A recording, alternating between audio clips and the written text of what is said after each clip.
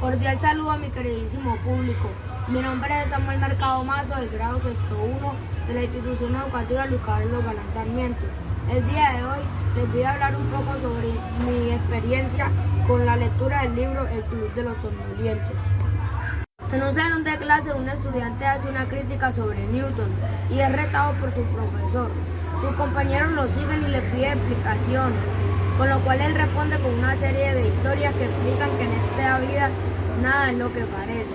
La manzana de Newton. Nada es lo que parece, profe. A veces los árboles no dejan ver el bosque.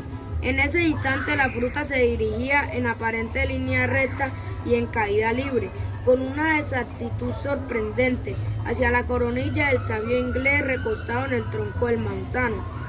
Yo suponía que todo había ocurrido en medio de una pradera más o menos despoblada, con el césped cortito, como el que veía a través de la ventana del aula. En el momento en que las niñas de sexto D hacían volteretas al compás del silbato del profesor Zapata.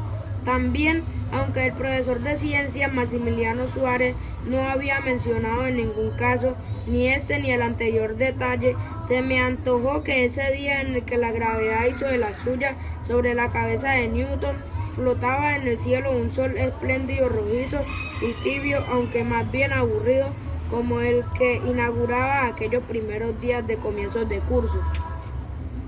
Los detalles del sol y de la pradera tampoco los incluye el relato del libro de ciencia, pero la forma en que el profesor describía el suceso daba a entender que aquel hombre de peluca había hecho el gran descubrimiento en un día tal como ese.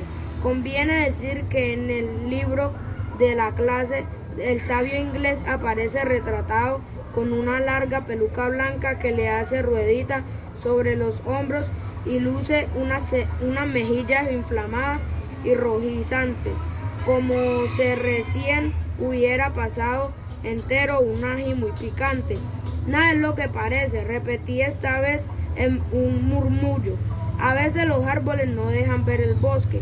Cuando el profesor Maximiliano escuchó mi repentina observación, la manzana se detuvo en el aire de su relato y estuve la firme sensación de que en vez de considerarla un aporte valioso que cuestionaba la ciencia newtoniana, para él constituyó una suerte de saboteo de mi parte con el ánimo de contrariarlo y entorpecer la clase.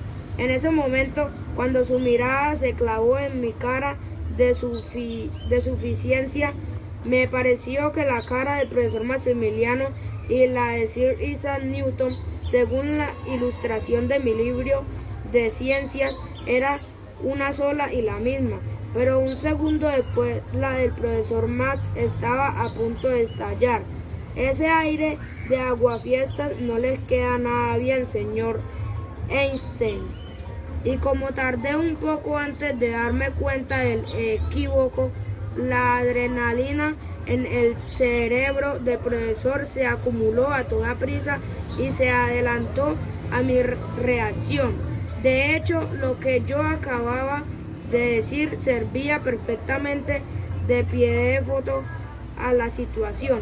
Lo que había dicho no era lo que parecía ser, aunque lo era, sino que resultaba a la luz el entendimiento del profe y seguramente al de la mayoría de compañeros míos, a quienes se me había ocurrido llamar los somnolientos de séptimo, después de tomarme con sus caras dormiladas durante varios días, incluso todo lo contrario.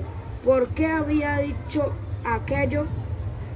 Bueno, este capítulo me llamó mucho la atención porque aquí es donde mencionan por primera vez la famosa frase "nada es lo que parece". John Fitzgerald Torres es el autor de este libro.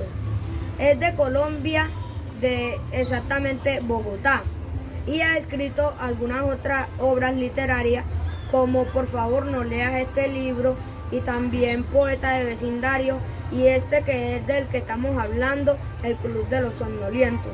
Ahora cierro con la invitación a ustedes como mi público a que se lean este libro ya que me pareció súper entretenido y muy interesante. Gracias.